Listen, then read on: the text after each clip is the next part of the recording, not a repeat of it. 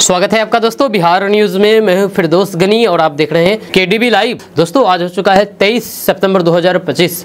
तो आज की पूरे बिहार की टॉप न्यूज लेकर आए हैं आपके लिए। वीडियो शुरू करने से पहले आपसे रिक्वेस्ट है कि अगर आप पहली बार चैनल पर आए हैं तो चैनल को सब्सक्राइब करके बेल आइकन को प्रेस कर दीजिए और साथ ही साथ वीडियो को लाइक कर दीजिए, अपने दोस्तों के साथ शेयर भी कीजिए। तो चलिए चलते हैं आज की खबरों की ओर। दोस्तों आज बिहार न्यूज की शुरुआत सबसे पहले करेंगे कि तेजस्वी यादव ने खेसारी लाल यादव की बात का समर्थन किया है। जी हाँ, भोजपुरी कलाकार खेसारी लाल यादव के सोशल मीडिया पोस्ट पर तेजस्वी यादव ने सहमति जताई। उन्होंने खेसारी लाल यादव के पोस्ट का स्क्रीनशॉट शेयर करते हुए सोशल मीडिया पर बड़ी बात लिखी है। तेजस्वी यादव ने लिखा है कि खेसारी भाई की बात से मैं सहमत हूँ। बिहार में जितने अधिक ऐतिहासिक, धार्मिक, आध्यात्मिक, सांस्कृतिक, प्राकृतिक, प्रसिद्ध और समृद्ध पर्यटन स्थल है उतने किसी भी अन्य राज्य में नहीं है। अब सवाल है कि आखिर खेसारी लाल यादव ने क्या ऐसा लिखा जो तेजस्वी यादव की तारीफ करने लगे, जी हाँ, उनकी बातों का समर्थन करने लगे। तो दरअसल खेसारी लाल यादव ने सोशल मीडिया प्लेटफॉर्म एक्स पर लिखा कि बिहार में कुल 9 प्रमुख शक्तिपीठ है। हाँ, पटना, गया, मुंगेर, सहरसा, छपरा, सासाराम, नवादा और नालंदा में, जो कि हमारी संस्कृति और फिर आस्था का जीवंत प्रमाण है। लेकिन दुख की बात है कि इस बात को बहुत कम लोग जानते हैं। अगर हम इन्हें सही से प्रमोट किए रहते तो आज देश दुनिया से लोग बिहार आते। इसमें धार्मिक यात्रा समेत ही पर्यटन और रोजगार भी बढ़ सकता था। वहीं पर तेजस्वी यादव ने खेसारी लाल यादव के पोस्ट का स्क्रीनशॉट फेसबुक पर शेयर किया और लिखा है कि महीनों की सरकार में मैंने गैर जरूरी समझे जाने वाले पर्यटन विभाग का जिम्मा स्वयं पर्यटन मंत्री की चुनौती के रूप में स्वीकार किया और देश विदेश में बिहार के पर्यटन स्थलों की हर स्तर पर विभिन्न माध्यमों से प्रमोशन और ब्रांडिंग की। सोशल मीडिया पर अभिनेता खेसारी लाल यादव और तेजस्वी यादव के बीच इस सोशल मीडिया संवाद की जमकर के चर्चा हो रही है। आपका इस बारे में क्या कहना है नीचे कमेंट बॉक्स में कमेंट करके जरूर बताइएगा। दोस्तों कन्हैया कुमार ने बिहार सरकार पर जमकर के निशाना साधा है। कहा कि बेरोजगारी और निराशा की मार झेल रहे युवा। बिहार कांग्रेस ने रविवार को पटना साहिब में युवा अधिकार संवाद कार्यक्रम का आयोजन किया गया। इस कार्यक्रम में कांग्रेस नेता कन्हैया कुमार ने युवाओं के मुद्दे पर केंद्रित होकर के न केवल अपनी बात रखी बल्कि सत्ता पक्ष को निशाने पर भी लिया है। कांग्रेस नेता कन्हैया कुमार ने कहा है कि देश के युवाओं को नियोजित तरीके से हाशिए पर ढकेल दिया गया है। उन्होंने प्रधानमंत्री पर तीखा हमला बोलते हुए कहा कि केंद्र सरकार ने युवाओं से रोजगार, शिक्षा और फिर अवसरों के नाम पर केवल झूठे वादे किए हैं। वास्तविकता में आज का युवा बेरोजगारी और फिर निराशा की मार झेल रहे हैं। उन्होंने कहा है कि रोजगार का अधिकार कुछ लोगों तक सीमित नहीं होना चाहिए बल्कि गरीब किसानों, मजदूरों और फिर आम लोगों के बच्चों को भी नौकरी मिलनी चाहिए। हमारे नौजवान यहाँ जन्म लेते हैं, पढ़ाई करते हैं, लेकिन नौकरी के लिए उन्हें अपने घर जमीन छोड़ करके दिल्ली, पंजाब और गुजरात जाना पड़ता है। कन्हैया कुमार ने कहा है कि कांग्रेस लगातार सवाल उठा रही है और इसका असर निश्चित तौर पर होगा। उन्होंने कहा कि बिहार में 20 साल से यहाँ पर सरकार है, लेकिन बिहार की स्थिति में क्या बदलाव आया है ये समझना होगा। दोस्तों बिहार विधानसभा चुनाव में प्रियंका गांधी मोर्चा संभालेंगी। दरअसल बात है कि कांग्रेस की राष्ट्रीय महासचिव एवं वरिष्ठ नेता प्रियंका गांधी वाड्रा 26 सितंबर को बिहार में अपनी पहली चुनावी सभा करेंगी। ये सभा मोतिहारी में आयोजित की जाएगी। प्रियंका गांधी के इस दौरे को पार्टी की बिहार में चुनावी रणनीति के लिहाज से अहम माना जा रहा है। जब पटना के सदाकत आश्रम में भी उनका कार्यक्रम है तय है, जहाँ वे महिलाओं से सीधे बातचीत करेंगी। यह कांग्रेस से आधिकारिक रूप से मिली जानकारी के अनुसार 26 सितंबर को दोपहर करीब 1 बजे मोतिहारी के गांधी मैदान में प्रियंका गांधी की पहली चुनावी सभा होगी। वे दोपहर करीब 12:30 बजे मोतिहारी पहुंचेगी। इसके पहले प्रियंका गांधी राहुल की वोटर अधिकार यात्रा में शामिल होने के लिए बिहार आई थी। बिहार विधानसभा चुनाव के पहले उनकी ये पहली सभा है जो बिहार में होगी। मोतिहारी के साथ वे पटना भी जाएंगी और फिर कांग्रेस मुख्यालय सदाकत आश्रम में महिला संवाद करेगी। ये महिला संवाद विशेष महत्व रखता है क्योंकि बिहार की राजनीति में महिलाओं की हिस्सेदारी और फिर उनकी समस्याओं को सामने लाना कांग्रेस की प्राथमिकता है। दोस्तों नवरात्रि में मौसम का मिजाज बदला रहेगा। जी नवरात्रि के दौरान बिहार में मौसम का मिजाज कैसा रहेगा पटना मौसम विज्ञान केंद्र ने बता दिया है। मौसम विभाग के मुताबिक 27 सितंबर तक बिहार के 22 जिलों में औसत से भारी बारिश के आसार हैं। इस दौरान 30 से 40 किलोमीटर प्रति घंटा की गति से हवा चलने और फिर ठनका गिरने का भी अलर्ट जारी हुआ है। वहीं पर पटना मौसम विज्ञान केंद्र ने बिहार के कैमूर, नवादा, रोहतास, औरंगाबाद और गया जिले में भारी बारिश होने की संभावना जताई है। इसके अलावा सुपौल, अररिया, किशनगंज, मधेपुरा, सहरसा, पूर्णिया, खगड़िया, कटिहार, भागलपुर, बांका, जमुई, नालंदा, जहानाबाद, पटना, पटना, बेगूसराय, मुंगेर और फिर भागलपुर में औसत से मध्यम दर्जे की बारिश होने की संभावना है। इस दौरान आंधी तूफान और फिर ठंडा गिरने की भी संभावना है। वहीं पर पटना मौसम विज्ञान केंद्र के मुताबिक 25 सितंबर के आसपास म्यांमार बांग्लादेश तटों के पास बंगाल की खाड़ी में एक नया कम दबाव वाले क्षेत्र बनने की संभावना जताई जा रही है। ऐसे में अगर ये निम्न दबाव वाला क्षेत्र मजबूत होता है तो फिर बिहार के कई जिलों में दुर्गा पूजा के समय अच्छी बारिश हो सकती है, जब 25 सितंबर से इसका ज्यादा असर दिखने लगेगा। पटना मौसम विज्ञान केंद्र ने कहा कि अगले 2 से 3 दिनों में अधिकतम और फिर न्यूनतम तापमान में 3 डिग्री सेल्सियस तक की गिरावट हो सकती है। इस दौरान अधिकतम तापमान 30 से 35 डिग्री सेल्सियस और फिर न्यूनतम तापमान 24 से 29 डिग्री सेल्सियस के बीच रिकॉर्ड की जा सकती है। दोस्तों, चुनाव की तारीखों के ऐलान के बाद ही एनडीए में सीटों का बंटवारा होगा। जी हाँ, आपको बता दूं कि बिहार में एनडीए और महागठबंधन में सीट बंटवारे को लेकर के खींचतान जारी है। सीट बंटवारे पर पेंच सिर्फ ज्यादा और कम संख्या पर ही नहीं फंसा है, इसके अलावा भी 2 फैक्टर हैं जिसकी वजह से बात नहीं बन पा रही है। पहला कारण है पसंदीदा सीटों का मुद्दा और दूसरा है सीटों की अदला बदली का मसला। जहाँ पिछले दिनों जब अमित शाह बिहार आए थे तब उन्होंने बिहार के सीएम नीतीश कुमार के साथ इन मुद्दों पर चर्चा की थी। हालांकि कोई भी निष्कर्ष नहीं निकल पाया था। इसी बीच खबर आ रही है कि चुनाव की तारीखों की घोषणा के बाद ही सीट बंटवारे पर ऐलान होगा। वहीं पर मीडिया रिपोर्ट्स के मुताबिक दशहरा के बाद कभी भी आचार संहिता लागू हो सकती है। ऐसा इसलिए कि वोटर लिस्ट का अंतिम प्रकाशन 30 सितंबर को पूरा होना है। चुनाव आयोग को तकरीबन 1 माह के भीतर अधिसूचना जारी करने से लेकर के परिणाम घोषित करने तक की पूरी प्रक्रिया को पूरा करना है। एक और चर्चा ये चल रही है कि बिहार की सभी 243 सीटों पर वोटिंग अधिकतम 2 फेज में कराया जाएगा। एनडीए को अभी भी एक दल की वापसी की उम्मीद है। वहीं पर जेडीयू, हिंदुस्तानी अवाम मोर्चा, लोजपा, रामविलास और फिर रालोमो एनडीए का हिस्सा है। वहीं पर सभी दलों ने एकजुटता दिखाने के लिए सभी जिलों में कार्यक्रम किया है। कुछ बयानों को छोड़ दें तो फिर इस खेमे में सब कुछ ठीक दिखाई दे रही है। यह सभी दल नीतीश कुमार के नेतृत्व में चुनाव लड़ने को राजी हैं। इन तमाम बातों के बावजूद एनडीए के रणनीतिकारों को अभी भी उम्मीद है कि वीआईपी चीफ मुकेश सहनी महागठबंधन से अलग हो जाएंगे, क्योंकि उनका डिप्टी सीएम का डिमांड पूरा होता नहीं दिख रहा है। इसलिए सत्ताधारी गठबंधन आचार संहिता की घोषणा होने तक मुकेश सहनी की एनडीए में आने का इंतजार कर रहे हैं।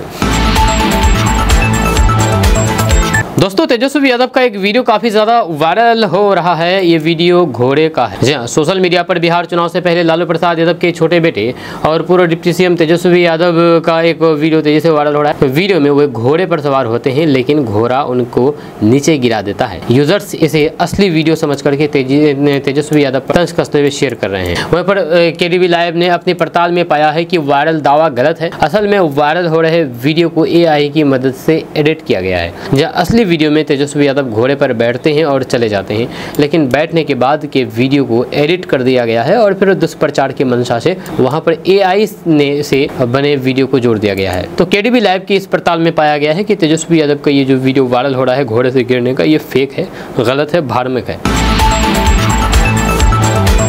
दोस्तों, तेजस्वी यादव की बिहार अधिकार यात्रा संपन्न हुई है। राहुल गांधी के साथ मतदाता अधिकार यात्रा के दौरान बिहार के 22 शहरों की नब्ज टटोलने के बाद तेजस्वी को दूसरी यात्रा शुरू करने की जरूरत क्यों महसूस हुई, ये सवाल है। इस यात्रा से तेजस्वी को क्या हासिल हुआ, ये भी सवाल है। इस यात्रा ने बिहार विधानसभा चुनाव में राजद को कितना आगे बढ़ाया फिर पीछे ढकेला, ये भी सवाल है। दरअसल यात्रा 16 सितंबर से शुरू हुई थी। तेजस्वी यादव ने कहा है कि इस यात्रा का उद्देश्य केवल प्रचार और फिर प्रदर्शनों की एक श्रृंखला नहीं, बल्कि उनकी पार्टी की राजनीतिक स्थिति को मजबूत करना भी था। ये यात्रा 16 सितंबर 2025 को पटना से शुरू हुई, जब पहले ही दिन तेजस्वी ने जहानाबाद और नालंदा जैसे इलाकों का भी दौरा किया। जब वहीं पर बिहार अधिकार यात्रा की शुरुआत में तेजस्वी यादव ने कहा है कि ये यात्रा उन जिलों से होकर के गुजरेगी जो पिछले मतदाता अधिकार यात्रा में शामिल नहीं थी। इनमें नालंदा, बेगूसराय, खगड़िया, सुपौल, मधेपुरा, सहरसा, समस्तीपुर और वैशाली जैसे जिले और फिर क्षेत्र शामिल थे। वहीं पर यात्रा के दौरान तेजस्वी यादव ने बेगूसराय में एक सभा की। उन्होंने खगड़िया समेत अन्य जिलों में जनता से संपर्क किया और फिर सरकार की कमियों को उजागर किया। तेजस्वी यादव ने यात्रा के दौरान कई तात्कालिक और फिर व्यापक मुद्दों को उठाया, जिनमें मुख्य रूप से बेरोजगारी, युवक युवतियों के लिए रोजगार की कमी और फिर गांवों से दूसरे राज्यों में पलायन शामिल थे। उन्होंने कानून व्यवस्था और भ्रष्टाचार पर भी सवाल उठाए हैं। उन्होंने अपराध और फिर कानून व्यवस्था पर भी सवाल खुलकर के बात की।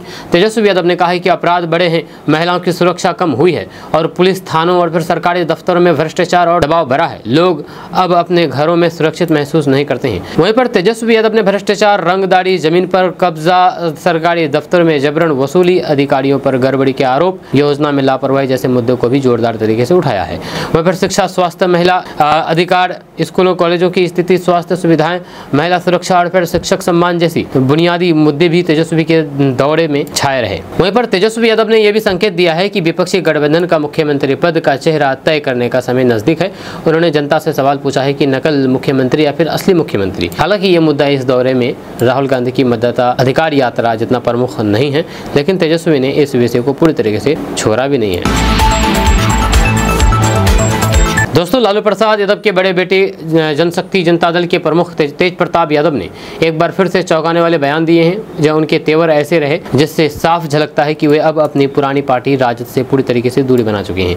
तेज प्रताप यादव ने साफ शब्दों में कहा कि वे गीता की कसम खाकर के ऐलान करते हैं कि चाहे कितने भी बुलावे आए, अब कभी भी आरजेडी में वापसी नहीं करेंगे। यही नहीं, उन्होंने प्रधानमंत्री नरेंद्र मोदी को अपशब्द कहे जाने के मामले में भाजपा का पक्ष लेते हुए राजद विधायक मुकेश रोशन के खिलाफ कड़ी कार्रवाई की मांग कर दी। वहीं पर तेज प्रताप यादव ने साफ कहा कि गीता की कसम खाता हूं कि चाहे जितना भी बुलावा आए, मैं अब राजद में वापस नहीं जाऊंगा। उन्होंने इशारों में अपनी ही पूर्व पार्टी पर निशाना साधा और भाजपा के पक्ष में खड़े होते हुए कहा कि प्रधानमंत्री के खिलाफ अपशब्द का इस्तेमाल किए गए किसी भी कीमत पर बर्दाश्त नहीं किया जाएगा।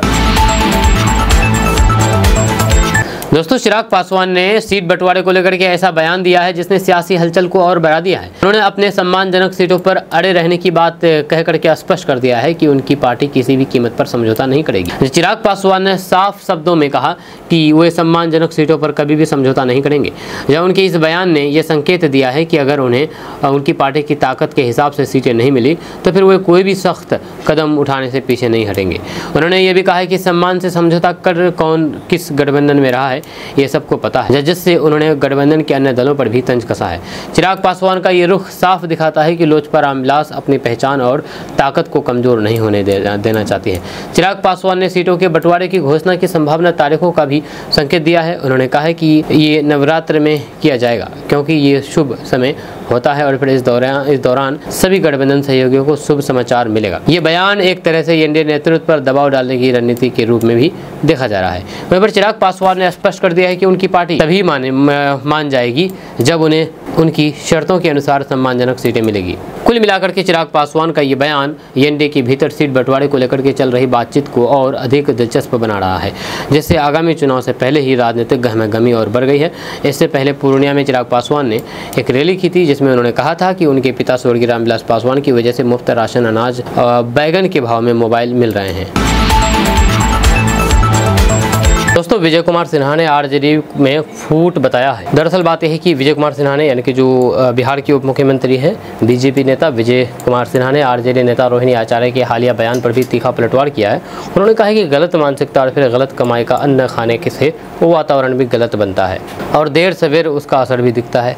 उनके इस बयान को विपक्ष पर सीधा हमला माना जा रहा है। विजय कुमार सिन्हा ने आरोप लगाया है कि आरजेडी और फिर उसके नेता बिहार के माहौल को नकारात्मक बनाने की कोशिश कर रहे हैं, जबकि जनता सकारात्मक सोच और फिर विकास की राह पर आगे बढ़ना चाहती है। वहीं पर बिहार के उप मुख्यमंत्री विजय कुमार सिन्हा ने राज्य के विकास को लेकर के बड़ा बयान दिया है। उन्होंने कहा है कि एनडीए की डबल इंजन सरकार में बिहार लगातार प्रगति की ओर बढ़ रहा है। बदलता बिहार, बढ़ता बिहार का नारा देते हुए उन्होंने कहा कि सरकार केवल परियोजनाओं का शिलान्यास ही नहीं करती बल्कि उसका समय पर उद्घाटन भी सुनिश्चित करती है।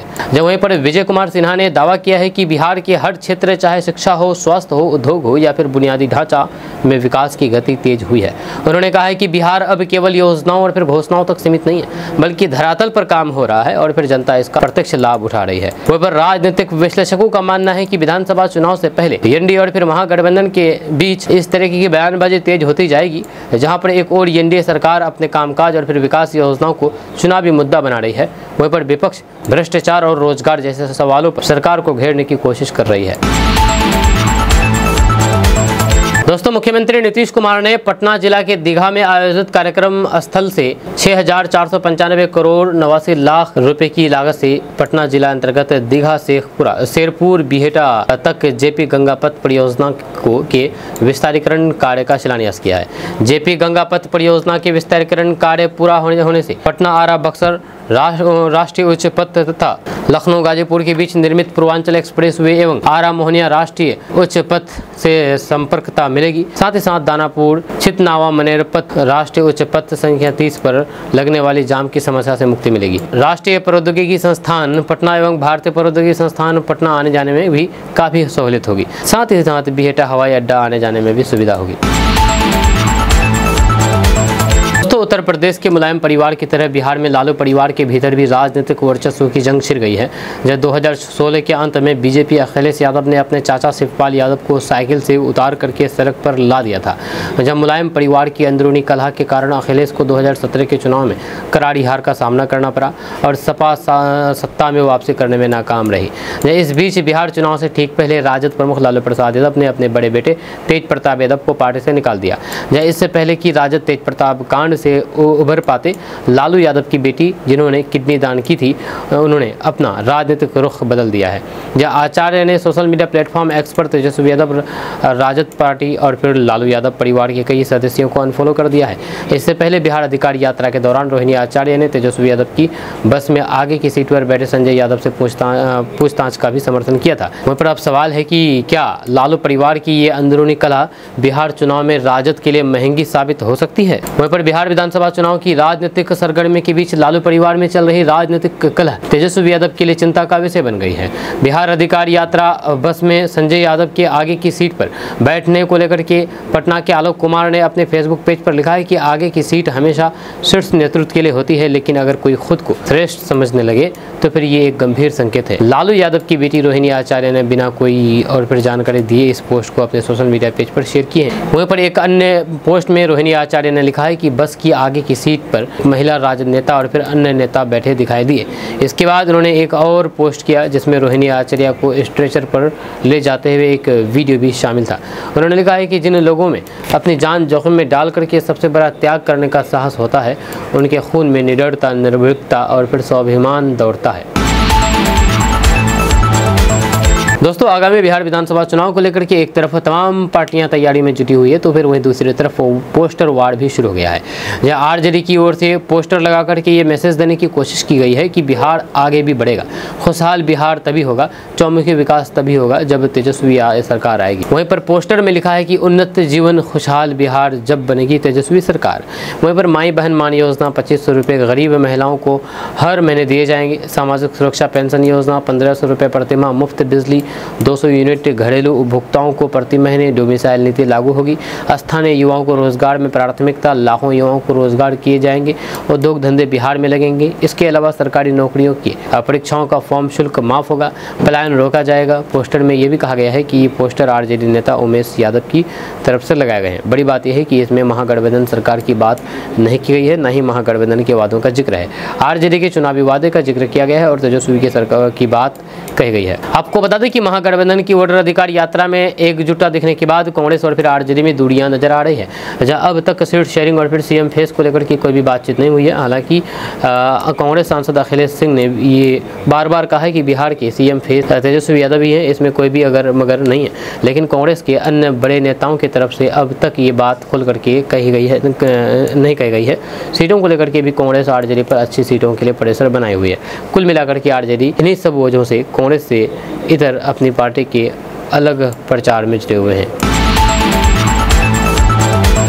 दोस्तों, बिहार में गरीब परिवार के बच्चों, छात्रों और फिर ट्रांसजेंडर समुदाय को बिहार मुक्त विद्यालय शिक्षण संस्थान यानी कि बीबोस में नामांकन और फिर परीक्षा शुल्क नहीं लगेगा।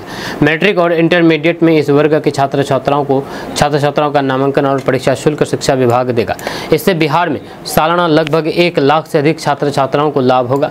इस व्यवस्था के लागू होने से खाद्य सुरक्षा योजना के लाभुक परिवार के बच्चे सभी वर्ग की लड़कियों को बीबोस से मैट्रिक और इंटरमीडिएट करना आसान हो जाएगा।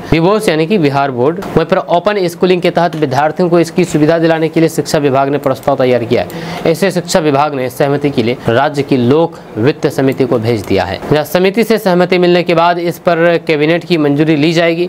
कैबिनेट से मंजूरी मिलते ही बिहार में ये प्रावधान लागू हो जाएगा। शिक्षा विभाग का लक्ष्य है कि चालू सत्र से ही ये व्यवस्था लागू कर दी जाए। योजना का लाभ लेने के लिए लाभुक को बिहार का निवासी होना अनिवार्य है। एक विद्यार्थी को लगभग 5000 तक का लाभ होगा। वहीं पर पर मैट्रिक या इंटरमीडिएट के लिए एक विद्यार्थी को औसतन 4 से 5 हज़ार रुपये तक का लाभ होगा। शिक्षा विभाग का अनुमान है कि इसे विभाग को 40 करोड़ अतिरिक्त राशि खर्च करनी होगी। मैट्रिक में नामांकन शुल्क सामान्य वर्ग के विद्यार्थियों के लिए 2200 रुपये निर्धारित है। अति पिछड़ा वर्ग के प्रति छात्र या फिर छात्रा को 1600 रुपये और फिर अनुसूचित जाति एवं अनुसूचित जनजाति वर्ग के छात्र छात्रा को 1500 रुपये लगते हैं। जितने विषय की परीक्षा देनी है प्रति विषय जैसे हिंदी, अंग्रेजी या फिर बिना प्रायोगिक विषयों के लिए प्रति विषय 205 रुपये की दर से शुल्क लगता है। विज्ञान जैसे प्रायोगिक विषयों में प्रति विषय 305 रुपये की दर से शुल्क लगता है। दोस्तों, बिहार में अक्टूबर-नवंबर के महीने में विधानसभा चुनाव होने तय हैं। राजनीतिक सरगर्मी चरम पर है और फिर सबसे बड़ा सवाल यही है कि चुनाव आखिर कब होंगे और कितने चरणों में कराए जाएंगे। ताज़ा रिपोर्ट्स के मुताबिक मुख्य चुनाव आयुक्त यानी कि CAC ज्ञानेश कुमार अपनी पूरी टीम के साथ अगले हफ्ते बिहार का दौरा करेंगे, जहां उनके इस दौरे को चुनावी काउंटडाउन की शुरुआत माना जा रहा है। वहीं पर चुनाव आयोग की ओर से चुनाव शेड्यूल को लेकर के 5 अक्टूबर से पहले बड़ी घोषणा हो सकती है, जहाँ वहाँ पर अनुमान लगाया जा रहा है कि 5 नवंबर से 15 नवंबर के बीच मतदान की प्रक्रिया पूरी की जाएगी। वहाँ पर दशहरा और फिर दीपावली के बीच आयोग चुनाव की तारीखों का ऐलान कर सकता है, यानी कि त्योहारों की रौनक के बीच ही चुनावी बिगुल बज जाएगा। पर मुख्यमंत्री नीतीश कुमार का मौजूदा कार्यकाल 22 नवंबर 2025 को खत्म हो रहा है, जहाँ इस तारीख से पहले हर हाल में चुनाव कराना जरूरी है। यही वजह है कि आयोग जल्द से जल्द तारीखों का ऐलान करने की तैयारी में है। वहाँ पर पिछली बार 2020 के विधानसभा चुनाव 3 चरणों में कराए गए थे और इस बार भी ऐसे ही संभावना जताई जा रही है। वहाँ पर राजनीतिक गलियारों में चर्चा है कि इस बार भी 3 चरणों में मतदान कराया जाएगा। बताया जा रहा है कि 5 से 15 नवंबर के बीच 3 चरणों में चुनाव निपटाए जा सकते हैं। हालांकि आधिकारिक तारीखों का इंतजार अभी बाकी है। खास बात यह है कि इस बार छठ पूजा भी चुनावी कैलेंडर के बीच आ रही है। ऐसे में आयोग शेड्यूल बनाते समय त्योहारों को भी ध्यान में रखेगा। वहाँ पर चुनाव तारीखों का ऐलान मतदाता सूची के अंतिम प्रकाशन पर भी निर्भर है। वहाँ पर चुनाव आयोग 30 सितंबर तक फाइनल वोटर लिस्ट जारी करेगा। तभी ये तय होगा कि बिहार में कुल कितने मतदाता अपने वोट का इस्तेमाल करेंगे। इसके बाद ही आयोग आधिकारिक शेड्यूल घोषित करेगा। दोस्तों, पीएम मोदी की मां को गाली देने वाले वीडियो पर आरजेडी ने बड़ा दावा किया है। आरजेडी ने कहा है कि बीजेपी के विधायक ने इस वीडियो को एडिट और कट करके इसको वायरल किया है। आपको बता दूं कि तेजस्वी यादव की जनसभा में प्रधानमंत्री मोदी की मां को गाली दी गई थी, जिसका वीडियो सामने आने के बाद राजनीतिक तेज हो गई है। इस घटना के बाद अब आरजेडी की ओर से दावा किया गया है कि ये वीडियो पातेपुर के मौजूदा बीजेपी विधायक लखेंद्र पासवान द्वारा क्रिएट और एडिट किया गया है। ये बीजेपी की सत्ता में बने रहने की हरकत का हिस्सा है। दरअसल 20 सितंबर को वैशाली में तेजस्वी यादव की सभा में थी, जिसका वीडियो बीजेपी नेताओं की ओर से सोशल मीडिया पर जारी किया गया था। इसमें प्रधानमंत्री मोदी की मां को लेकर के अपशब्द का इस्तेमाल किया गया था। अब महुआ से आरजेडी के विधायक डॉक्टर मुकेश रोशन ने इस पर अपनी प्रतिक्रिया दी है। आरजेडी के विधायक डॉक्टर मुकेश रोशन ने कहा है कि वीडियो पूरी तरीके से एडिटेड है और इसे बीजेपी विधायक लखेंद्र पासवान द्वारा क्रिएट करवाया गया है। सभा में हजारों की भीड़ थी, लेकिन तकनीकी कारणों से तेजस्वी यादव का भाषण साफ सुनाई नहीं दे रहा। इसके बावजूद भी बीजेपी ने वीडियो एडिटिंग करके ये दिखाने की कोशिश की है कि मंच से गाली दी गई है। पर डॉक्टर मुकेश रोशन ने कहा है कि इतना गिर करके राजनीति नहीं होना चाहिए। सत्ता में बने रहने के लिए प्रधानमंत्री की मां को गाली देने का ये प्रयास निंदनीय है। हमारे कार्यकर्ताओं और फिर नेताओं में ऐसा अनुशासन है कि कभी किसी को अपमानित नहीं किया जाता है। पर आरजेडी विधायक ने आरोप लगाया है कि बिहार में बेरोजगारी और महंगाई जैसे वास्तविक मुद्दे पर चर्चा होनी चाहिए। उन्होंने कहा कि तेजस्वी यादव हर यात्रा में लोगों को रोजगार और सरकारी नीतियों की जानकारी देने पर ध्यान देते हैं। हमें बेरोजगारी और महंगाई पर काम करना चाहिए, ना कि किसी के माँ बाप को गाली देकर के झूठा वीडियो बनाना चाहिए। दोस्तों, लालू प्रसाद यादव की बेटी रोहिणी आचार्य के सपोर्ट में बीजेपी की मंत्री रेणु देवी भी आगे आ गई है। आपको बता दूं कि राज्यसभा सांसद और तेजस्वी के कर्ता धर्ता संजय यादव पर लालू परिवार में चल रही तनातनी पर नीतीश सरकार में पशु एवं मत्स्य संसाधन मंत्री रेणु देवी ने लालू यादव को बड़ी नसीहत दी है। उन्होंने कहा है कि गैरों के लिए अपनों का अपमान नहीं करें। जब बहू ऐश्वर्या राय के बाद बेटी रोहिणी आचार्य का तिरस्कार पर लालू यादव खामोश है। रेणु देवी नारी शक्ति उपासना पर्व नवरात्र के मौके पर पीएम नरेंद्र मोदी की मां के अपमान का मुद्दा भी उठाया। प्रधानमंत्री की मां पर राजद कार्यकर्ताओं की अभद्र टिप्पणी के बाद रोहिणी आचार्य के बहाने राजद प्रमुख लालू प्रसाद यादव पर निशाना साधा। वहीं पर वरिष्ठ भाजपा नेत्री ने कहा कि लालू प्रसाद यादव पहले लक्ष्मी स्वरूप अपनी बहू ऐश्वर्या राय का तिरस्कार किया, अब वे उस बेटी का तिरस्कार कर रहे हैं जिसने उन्हें किडनी देकर के जीवन दान दिया है। रेणु देवी ने कहा है कि लालू प्रसाद यादव से आग्रह है कि वे दूसरों के लिए अपनों का तिरस्कार ना करें, अब तो वे अपना मुंह खोलें। पूर्व डिप्टी सीएम ने कहा कि यानी कि रेणु देवी ने कहा कि मैं बोलना नहीं चाहती थी, ये लालू प्रसाद के घर का मामला है, मगर मीडिया भी इस संबंध में मुझसे सवाल कर रही है। मैं भी एक बेटी हूँ, बिहार की बेटी हूँ, इस नाते मैं ये बात बोल रही हूँ। एक बेटी जिसने आदर्श स्थापित कर दिया है उसका तिरस्कार किया जा रहा है और लालू प्रसाद यादव कुछ नहीं बोल रहे हैं, ये काफ़ी दुखद है। आपको बता दें कि संजय यादव तेजस्वी यादव के सबसे विश्वस्त पार्टी नेता के रूप में चर्चित हैं। उन्हें लेकर के लालू यादव के परिवार में घमासान मचा है। उनके खिलाफ पहले तेज प्रताप यादव और फिर अब रोहिणी आचार्य ने मोर्चा खोल दिया है। तेज प्रताप यादव उन्हें जयचंद बुलाते हैं। जब बिहार अधिकार यात्रा में तेजस्वी यादव की सीट पर बैठ के फोटो जारी करने पर रोहिणी आचार्य ने सवाल खड़ा कर दिया। उसके बाद रोहिणी के साथ कुछ ऐसा हुआ, उन्होंने एक के बाद एक कई भावुक पोस्ट किए। जब उनके पोस्ट पर तेज प्रताप यादव ने कहा कि उनका अपमान करने वालों पर सुदर्शन चक्र चलेगा। दोस्तों, जीएसटी की नई दरें कल से यानी कि 22 सितंबर से लागू हो गई है। इसके तहत रोजमर्रा की चीजों के दामों में भारी गिरावट देखने को मिलेगी। इसका असर बिहार में होने वाले विधानसभा चुनाव पर भी पड़ सकता है। छठ पूजा और फिर दीपावली से ठीक पहले पीएम मोदी के इस फैसले को आम जनता से जुड़ा माना जा रहा है।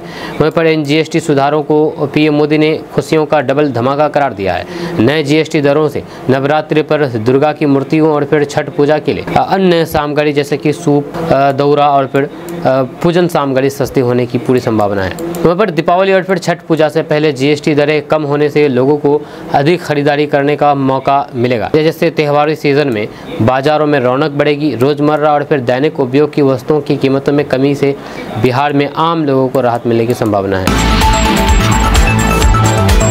दोस्तों, बिहार विधानसभा चुनाव का बिगुल बज चुका है और इस बार सीमांचल की राजनीति में एक नया नारा गूंज रहा है, वह है चाय पर वोट। जहां किशनगंज जिले का ठाकुरगंज प्रखंड जो अब अपने हरे भरे चाय बागानों और फिर हजारों किसानों की मेहनत से पहचान रखता है, अब चुनावी अखाड़े में सबसे अहम मुद्दा बन चुका है। करीब 15,000 एकड़ भूमि पर फैले इन चाय बागानों से हर साल लाखों किलो चाय पत्तियां तोड़ करके किसान बेचते हैं, लेकिन अफसोस की बात है कि आज तक यहाँ एक भी सरकारी चाय प्रसंस्करण इकाई स्थापित नहीं की गई है। किसानों को अपनी मेहनत की फसल औने पौने दाम पर पश्चिम बंगाल की फैक्ट्रियों या फिर निजी प्रोसेसिंग यूनिट्स में बेचनी पड़ती है। लागत और मेहनत का उचित लाभ न मिलने से किसान आर्थिक तंगी और फिर निराशा में जी रहे हैं। अब यह निराशा चुनावी गुस्से में बदल रही है। जहाँ ठाकुरगंज के किसान साफ कह रहे हैं कि इस बार वोट उसी को मिलेगा जो घोषणा पत्र में सरकारी चाय प्रसंस्करण इकाई की स्थापना का वादा करेगा। जब किसान नेता अरुण सिंह और फिर प्रमोद शाह ने केडीबी लाइव से कहा कि नेताओं ने हमें हमेशा हरी भरी चाय बागान दिखाकर के वोट लिया है, लेकिन समस्या का समाधान कभी नहीं किया है। इस बार अगर प्रसंस्करण इकाई का वादा नहीं हुआ तो फिर वोट भी नहीं मिलेगा। यानी कि ये साफ है कि इस विधानसभा सीट पर इस बार चाय किसानों का गुस्सा नेताओं पर भी भारी पड़ सकता है। जहाँ वहीं पर वर्षों से नेताओं के खोखले वादों से तंग आकर के किसान अब वोट की ताकत दिखाने को तैयार हैं। यह किसानों का मानना है कि अगर ठाकुरगंज में सरकारी प्रसंस्करण इकाई स्थापित हो जाए तो फिर स्थानीय स्तर पर ही उन्हें अस्थायी और फिर उचित बाजार मिल सकेगा। वहीं पर बिचौलियों की लूट खत्म होगी और किशनगंज की चाय को राष्ट्रीय और फिर अंतर्राष्ट्रीय पहचान मिलेगी। वहीं पर किसान शैलेंद्र सिंह और फिर अनिल सरावगी कहते हैं कि अगर सरकार ईमानदारी से इकाई लगवाएं तो फिर किशनगंज का नाम दार्जिलिंग और फिर असम की तरह चाय के मानचित्र पर चमक सकता है। लेकिन ये केवल किसान बनाम सरकार की लड़ाई नहीं है, बल्कि इस बार ये चुनावी रंग में ढल चुका है। यहाँ की जनता अब जनप्रतिनिधियों को स्पष्ट चेतावनी दे रही है कि चाय प्रसंस्करण इकाई हमारा चुनावी मुद्दा है, जो नेता इसे हल करेगा वही जीतेगा। हालांकि डॉक्टर कलाम कृषि महाविद्यालय अर्राबाड़ी में चाय रिसर्च सेंटर की स्थापना की पहल हुई है, जिसका उद्देश्य किसानों को बेहतर पौधे और फिर तकनीक देना है। लेकिन किसानों का साफ कहना है कि केवल शोध केंद्र से उनकी चाय नहीं बढ़ेगी। जब तक बाजार और प्रसंस्करण की व्यवस्था नहीं होगी तब तक उनका भविष्य नहीं बदलेगा। वहीं पर चाय किसानों की एक और बड़ी चिंता है बागानों में कीटों का प्रकोप। Green fly, white fly, yellow leaves और फिर फंगल की वजह से चाय के पौधे तेजी से खराब हो रहे हैं, लेकिन सरकार की तरफ से इसका भी कोई भी समाधान नहीं निकाला गया है। वहाँ पर कई किसान का कहना है कि सरकार रिसर्च की बात तो करती है, लेकिन हमारी हमारी बागान तो कीटों से बर्बाद हो रही है। अगर यही हाल रहा तो फिर किसान चाय की खेती छोड़ देंगे। ऐसे में विधानसभा चुनाव 2025 में ठाकुरगंज की तस्वीर साफ है। यहाँ जनता अब विकास और रोजगार के ठोस मुद्दे पर वोट करने का मूड बना चुकी है। नेता चाहे किसी भी दल के हों, उन्हें इस बार किसानों से सीधा सामना करना पड़ेगा। किसानों का ऐलान है, वोट उसी को जो चाय किसानों की आवाज बने। यानी कि ठाकुरगंज विधानसभा की चुनावी पिच इस बार पूरी तरीके से चाय पर सेट है। ये चुनावी सरगर्मी नेताओं की सियासी चाय में कितनी चीनी घोलती है और किसकी करवाहट बढ़ाती है, ये आने वाला वक्त ही बताएगा। आपका इसके बारे में क्या कहना है, नीचे कमेंट बॉक्स में कमेंट करके जरूर बताइएगा। दोस्तों, किशनगंज वासियों के लिए आज का दिन खुशखबरी लेकर के आया। लंबे इंतजार के बाद आखिरकार किशनगंज शहर के विकास की बड़ी योजनाओं की नींव रखी गई। मुख्यमंत्री समग्र शहरी विकास योजना के तहत करीब 15 करोड़ रुपए की 3 योजनाओं का शुभारंभ हुआ। मुख्यमंत्री नीतीश कुमार ने वीडियो कॉन्फ्रेंसिंग के जरिए इन योजनाओं का शिलान्यास किया, जबकि जिला पदाधिकारी विशाल राज ने समाहरणालय परिसर में इसकी औपचारिक शुरुआत की। वहीं पर डीएम विशाल राज ने जानकारी दी है कि इन योजनाओं से शहर की दशा और फिर दिशा बदल जाएगी। नगर परिषद क्षेत्र में खगरा मझिया ब्रिज का निर्माण होगा, जिससे लोगों को आवागमन में बड़ी सुविधा मिलेगी। वहीं पर शिव ठाकुर के दुकान से पवना पुल तक सड़क के दोनों ओर आरसीसी नाले का निर्माण किया जाएगा। ये काम वार्ड नंबर 6, 7 और फिर 8 में होगा। वहीं पर इसके साथ ही थाना चौक से पेट्रोल पंप चौक तक सड़क के दोनों किनारे पर आरसीसी नाले का निर्माण किया जाएगा। ये कार्य वार्ड नंबर 7, 8, 9, 10 और फिर 11 में होगा। इन सभी योजनाओं की कुल लागत करीब 15 करोड़ रुपए है। अधिकारियों का मानना है कि इनके पूरा हो जाने से जल जमाव और फिर गंदगी की समस्या से काफी हद तक मुक्ति मिलेगी और शहर की खूबसूरती में भी निखार आएगा। वहीं पर किशनगंज के लोग अब इन योजनाओं को शहर की नई पहचान मान रहे हैं। स्थानीय लोगों का कहना है कि ये काम पूरा होने के बाद शहर में विकास की तस्वीर बदलेगी और किशनगंज भी साफ सुथरे और फिर बेहतर बुनियादी ढांचे वाले शहरों की कतार में खड़े होगा। यानी कि यह कहा जा सकता है कि आज का दिन किशनगंज के लिए विकास की सौगात वाला दिन बन करके आया। आपका इसके बारे में क्या कहना है, नीचे कमेंट बॉक्स में कमेंट करके जरूर बताइएगा। दोस्तों, किशनगंज में परिवहन विभाग का कामकाज पिछले 25 दिनों से पूरी तरीके से ठप है। किशनगंज जिले के लोग लर्निंग लाइसेंस, परमानेंट लाइसेंस और नए गाड़ियों के रजिस्ट्रेशन जैसे जरूरी कार्यों के लिए लगातार चक्कर काट रहे हैं, लेकिन सिस्टम खराब रहने की वजह से किसी का भी काम नहीं हो पा रहा है। वजह है सरकारी ऑनलाइन रसीद लेखा प्रणाली ओग्रास, जो लगभग 1 महीने से ठप है। इस गड़बड़ी ने सबसे ज्यादा दिक्कत उन लोगों को दी है जिन्होंने नए वाहन खरीदे हैं। बिना रजिस्ट्रेशन वाहन का बीमा क्लेम नहीं मिल सकता और फिर चोरी या फिर नुकसान की स्थिति में वाहन मालिकों को भारी आर्थिक नुकसान उठाना पड़ सकता है। वहीं पर त्योहारों के मौसम में जब वाहन बिक्री बढ़ने वाली है, ऐसे में ये स्थिति और भी गंभीर हो सकती है। लर्निंग लाइसेंस वालों की भी बड़ी समस्या खड़ी हो गई है। कई आवेदकों की समय सीमा खत्म होने वाली है। सिस्टम जल्द ही ठीक नहीं हुआ तो फिर उन्हें दोबारा आवेदन करना पड़ सकता है। इससे न केवल समय और पैसा बर्बाद होगा, बल्कि लोगों की परेशानी भी कई गुना तक बढ़ जाएगी। ओग्रास सिस्टम पूरे बिहार में टैक्स और फिर सरकारी शुल्कों के भुगतान के लिए लागू है। इसके ठप हो जाने से केवल परिवहन विभाग ही नहीं, बल्कि रजिस्ट्री ऑफिस समेत कई अन्य विभागों का काम भी ठप हो गया है। लेकिन अब तक ना तो तकनीकी गड़बड़ी दूर हो सकी है और न ही कोई ठोस समाधान सामने आया है। वहीं पर जिलाधिकारी विशाल राज ने स्थिति को गंभीर मानते हुए कहा कि फिलहाल विभाग मैनुअल प्रक्रिया शुरू करने पर विचार कर रहा है ताकि लोगों को राहत मिल सके। साथ ही साथ उन्होंने अपील की है कि लोग धैर्य रखें, जल्द समाधान निकालने की कोशिश की जा रही है। वहीं पर स्थानीय लोगों का कहना है कि ये तकनीकी खामी सरकार की डिजिटल व्यवस्था की पोल खोल रही है। जब पूरे सिस्टम को ऑनलाइन प्लेटफॉर्म पर निर्भर कर दिया गया है तो फिर उसकी निगरानी और त्वरित समाधान की भी व्यवस्था होनी चाहिए। कुल मिलाकर के किशनगंज में परिवहन विभाग की ये ठप व्यवस्था लोगों के लिए बड़ी मुसीबत बन गई है। यह रोजमर्रा के जरूरी काम रुक गए हैं और फिर जनता अब जल्द से जल्द सरकार से राहत की उम्मीद कर रहे हैं। दोस्तों, असदुद्दीन ओवैसी की पार्टी AIMIM ने इस बार बिहार चुनाव से पहले बड़ा चुनावी चक्रव्यूह रच दिया है। सीमांचल की राजनीति में इसका असर साफ दिखने लगा है। हाल ही में AIMIM बिहार प्रदेश अध्यक्ष अमर विधायक अख्तरुल इमान लालू प्रसाद यादव के दरवाजे तक बैंड बाजे के साथ पहुंच गए। जब वहां पर कार्यकर्ताओं ने नारे लगाए, लालू तेजस्वी अपनी कान खोलो, दरवाजे पर बज रहा ढोल, गठबंधन में शामिल कर ले नहीं तो खुल जाएगी आपकी पोल, MY समीकरण की पोल। हालांकि लालू यादव का दरवाजा तो खुला नहीं, लेकिन इसके बाद माहौल और गर्मा गया। तेजस्वी यादव की बिहार अधिकार यात्रा के दौरान जगह जगह विरोध प्रदर्शन हुए। जहां दरभंगा के बिरोल में AIMIM कार्यकर्ता तेजस्वी की बस तक पहुंच गए। धक्का मुक्की के दौरान एक प्रदर्शनकारी घायल भी हो गया। इसके बाद सड़क जाम हुआ और फिर माहौल तनावपूर्ण बन गया। मधेपुरा के सिंहेश्वर में भी मुस्लिम युवाओं ने नारे लगाए कि महागठबंधन नहीं तो फिर वोट नहीं। इनकी मांग थी कि मुस्लिम आबादी के अनुपात में राजनीति में हिस्सेदारी दी जाए। अगर सीमांचल के समीकरण की बात करें तो फिर किशनगंज में मुस्लिम आबादी 68%, अररिया में 43%, कटिहार में 45% और पूर्णिया में 39% है। यही 4 जिले सीमांचल की राजनीति की धुरी है। 2020 में एआईएमआईएम ने इन्हीं इलाकों से 5 सीटें जीत करके सबको चौंका दिया था। वहीं पर वरिष्ठ पत्रकार रवि उपाध्याय का मानना है कि वक्फ बिल के बाद मुस्लिम वोटों का बिखराव कम होगा और वोट उसी उम्मीदवार को जाएगा जो बीजेपी को हराने की स्थिति में होगा। जब वहीं पर बीजेपी प्रवक्ता दानिश इकबाल का कहना है कि इस बार पसमानंदा मुसलमान मोदी के नाम पर बीजेपी को वोट देंगे क्योंकि उनके लिए केंद्र सरकार ने कई योजनाएं चलवाई है। कुल मिलाकर के सीमांचल की 24 सीटें इस बार बिहार चुनाव का सबसे बड़ा इम्तिहान बनेगी। एआईएमआईएम खुद को बी टीम के ठप्पे से बाहर निकाल करके मजबूत विकल्प दिखाना चाहती है। दूसरी ओर आरजेडी, कांग्रेस और लेफ्ट गठबंधन मुस्लिम दलित यादव समीकरण के साथ रहे हैं। प्रशांत किशोर की जनसुराज पार्टी भी जमीन पर एक्टिव है। यही वजह है कि सीमांचल इस बार पूरे बिहार की राजनीति की धड़कन साबित होगा। आपका इसके बारे में क्या कहना है नीचे कमेंट बॉक्स में कमेंट करके जरूर बताइएगा। मिलते हैं नेक्स्ट वीडियो के साथ, तब तक के लिए जय हिंद जय भारत।